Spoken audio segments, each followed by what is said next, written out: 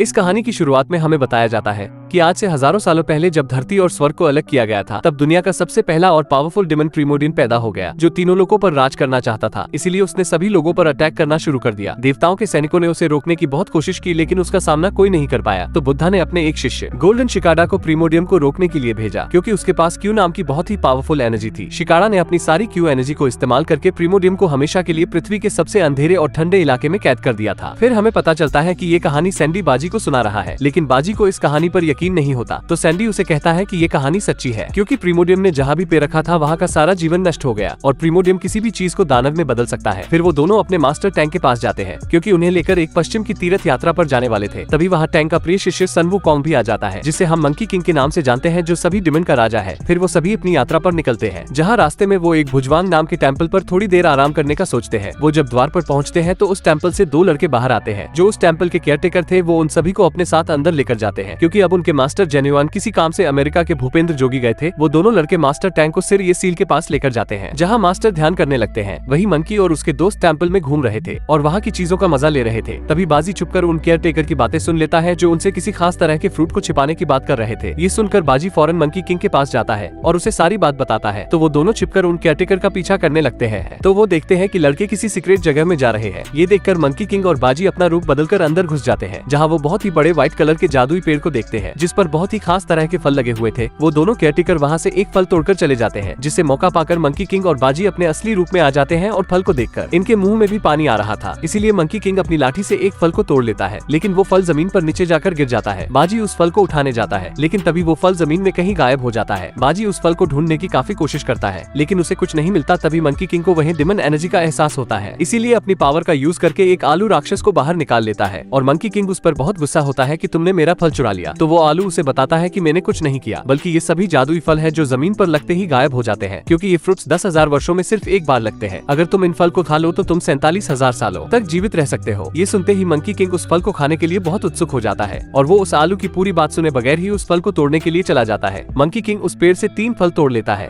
और वो तीनों दोस्त मिलकर एक एक फल खा लेते हैं। लेकिन तभी वो दोनों केयरटेकर उनकी बातें सुन लेते हैं, जिससे उन्हें इन पर शक हो जाता है। इसीलिए वो जादुई पेड़ के पास जाकर वहाँ अपने फ्रूट्स चेक करने लगते हैं, पर 4 फ्रूट कम थे। इससे उन्हें बहुत गुस्सा आता है और वो मंकी किंग और उसके दोस्तों पर चोरी का इल्जाम लगा देते हैं। तभी मास्टर टैंक भी वहाँ आ जाते हैं, जो उन्हें कहते हैं कि यहाँ क्या चल रहा है। तो वो दोनों केयरटेकर उन्हें कहते हैं कि आप दिखावा मत कीजिए, हम जानते हैं कि आप भी इनके साथ मिले हुए हैं। तो मंकी उन्हें कहता है कि मेरे मास्टर ने कुछ नहीं किया, वो फ्रूट्स मैंने तोड़े थे, इसीलिए अगर तुम्हें पनिश करना है तो मुझे पनिश करो। तो वो दोनों लड़के मंकी किंग पर अटैक कर देते हैं। मंकी किंग उनके वार से बच रहा था। मास्टर टैंक उन दोनों लड़कों से कहते हैं कि मंकी किंग को परेशान मत करो। तो वो दोनों मास्टर से कहते हैं कि आप भोला बनने का दिखावा मत कीजिए, हम जानते हैं कि आपने भी वो जादुई फल खाया है। तो मंकी किंग को इससे बहुत ज्यादा गुस्सा आने लगता है, क्योंकि वो अपने मास्टर की बेइज्जती बर्दाश्त नहीं कर सकता। इसीलिए वो उन दोनों को गुस्से में कहता है कि अब मैं तुम्हारे पेड़ को ही नष्ट कर दूंगा। टैंक उसे शांत करने की कोशिश करते हैं, लेकिन वो दोनों लड़के मंकी किंग का मजाक उड़ाने लगते हैं कि तुम एक मामूली राक्षस हो जो बुराई के सिवा कुछ नहीं कर सकता। तो मंकी किंग को इससे बहुत गुस्सा आता है और वो अपनी मैजिकल स्टिक को बाहर निकालकर उस पेड़ को डिस्ट्रॉय करने के लिए चला जाता है। वो उस पेड़ के पास जाकर सारे फ्रूट्स को तोड़कर नीचे गिरा देता है, जिससे वो सभी फ्रूट्स नीचे गिरकर गायब हो जाते हैं। केयरटेकर मंकी को रोकने की कोशिश करते हैं, लेकिन वो कुछ नहीं कर पाते। फिर मंकी किंग अपनी डंडे का साइज बहुत बड़ा करके उस पेड़ को पूरी तरीके से तोड़ देता है। तभी जेन्युइन भी अपने शिष्यों के साथ वहाँ आ जाते हैं और वो अपने सभी शिष्यों को जादुई पेड़ के चारों तरफ एक कवच बनाने को कहते हैं, ताकि वो उसके अंदर के शैतान को बाहर आने से रोक सके। वो सभी शिष्य मिलकर एक बहुत ही जटिल सुरक्षा कवच बना लेते हैं। तभी मास्टर टैंक जेन्युइन से माफी मांगते हैं कि मेरे शिष्यों से गलती हो गई, लेकिन जेन्युइन उन्हें कहते कि इन्हें इनके किए की सजा जरूर मिलेगी। ये कहकर वो मंकी किंग और उसके दोस्तों पर अटैक कर देते हैं, जिससे उन चारों के बीच मुक्का लात हो जाती है। तभी वो कवच क्रैक होने लगता है और प्रीमोडियम धरती की गहराई उसे बाहर निकल आता है। वो जैसे ही बाहर निकलता है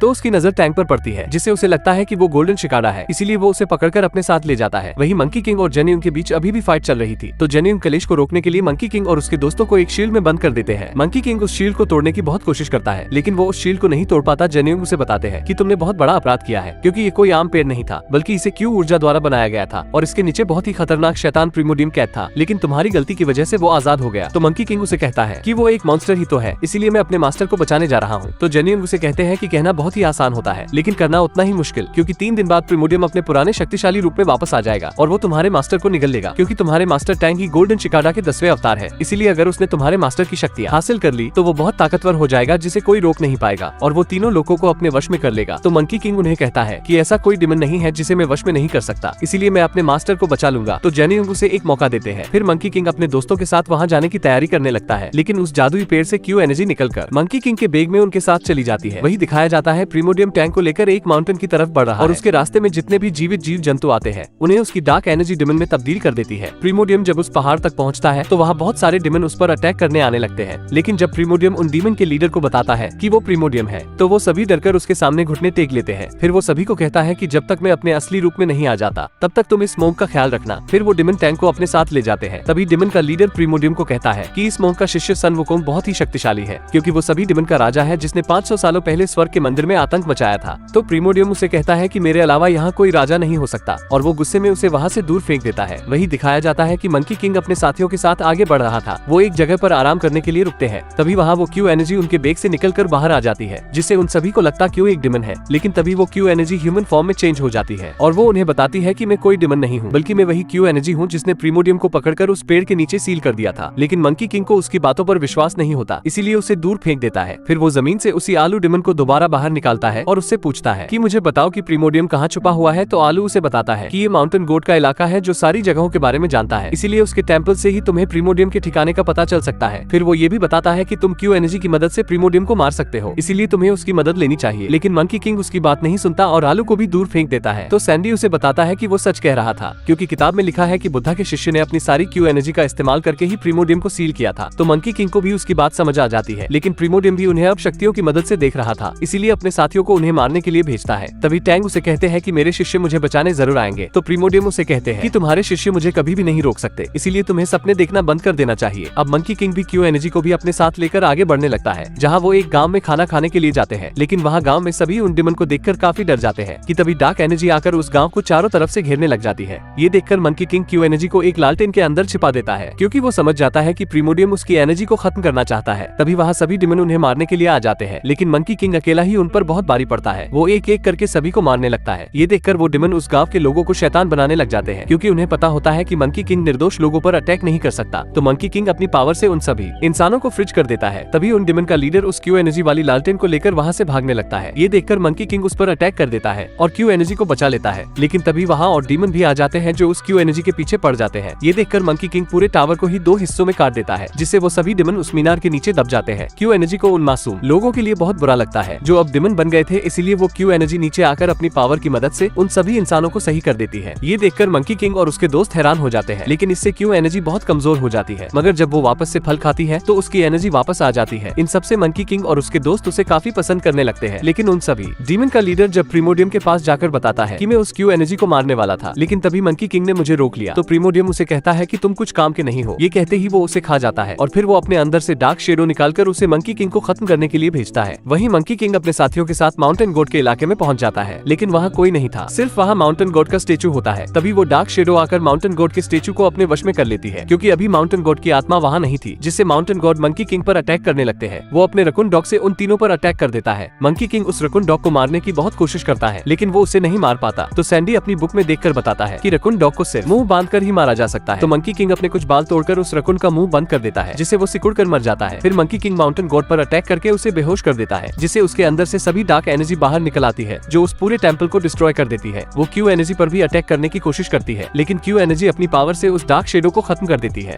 तभी माउंटेन गॉड की आत्मा भी वापस आ जाती है। तो मंकी किंग उससे पूछता है प्रीमोडियम कहाँ है। तो माउंटेन किंग उन्हें अपने साथ लेकर जाता है, जहाँ रास्ते में माउंटेन गॉड उन्हें बताता है कि प्रीमोडियम सभी राक्षसों की सेना बना रहा है। तो क्यू एनर्जी उसे कहती है कि तुम्हें डरने की कोई जरूरत नहीं है, क्योंकि मैं प्रीमोडियम को सील कर सकती हूँ। तो माउंटेन गॉड मंकी किंग को बताता है कि क्यू एनर्जी ने ह्यूमन रूप ले लिया है, इसीलिए अगर उसने क्यू एनर्जी का इस्तेमाल किया तो क्यू एनर्जी पूरी तरह से खत्म हो जाएगी। इसका मतलब यह है उसका पुनर्जन्म नहीं होगा। इससे वो काफी सैड हो जाते हैं। फिर माउंटेन किंग उन्हें मिलीनियन पर्वत दिखाता है, जहाँ प्रीमोडियम छिपा हुआ था, लेकिन उन्हें कहता है कि मैं आपके साथ नहीं चल सकता। तो मंकी किंग उसे जाने देता है और साथ ही वो उसके रकून डॉग को भी फिर से ठीक कर देता है। माउंटेन गॉड इससे बहुत खुश होता है और उसे कहता है कि प्रीमोडियम से जीतना बहुत मुश्किल है, इसीलिए मेरी बात मानो और बुद्धा से सहायता मांगो। लेकिन मंकी किंग उसकी बात नहीं सुनता, तो वहाँ से चला आता है। वही हमें दिखाया जाता है कि सभी ताकतवर डिमन मिलेनियम पर्वत पर इकट्ठा होते हैं, क्योंकि अब वो वक्त आ गया था जब प्रीमोडियम अपने असली रूप में आने वाला था, और कुछ ही देर में प्रीमोडियम अपने असली रूप में आ जाता है। वही हमें दिखाया जाता है कि मंकी किंग और उसके साथ ही एक जगह पर आराम करने के लिए रुकते हैं, क्योंकि वो सब नहीं चाहते थे कि क्यू एनर्जी प्रीमोडियम से लड़ते वक्त मारी जाए, इसीलिए उसे वही सुलाने की कोशिश करते हैं। लेकिन क्यू एनर्जी को नींद नहीं आ रही थी। वो मंकी किंग से कहती है कि अब तो हम दोस्त बन गए हैं, इसीलिए तुम मेरा नाम रख सकते हो। तो मंकी किंग उसका नाम फ्रूटी रखता है। क्यू एनर्जी को भी वो नाम बहुत अच्छा लगता है। फिर वो मंकी किंग से पूछती है कि तुम्हारा नाम सन वुकोंग किसने रखा था? मंकी किंग उसे कहता है कि मेरा ये नाम मेरे मास्टर ने रखा था,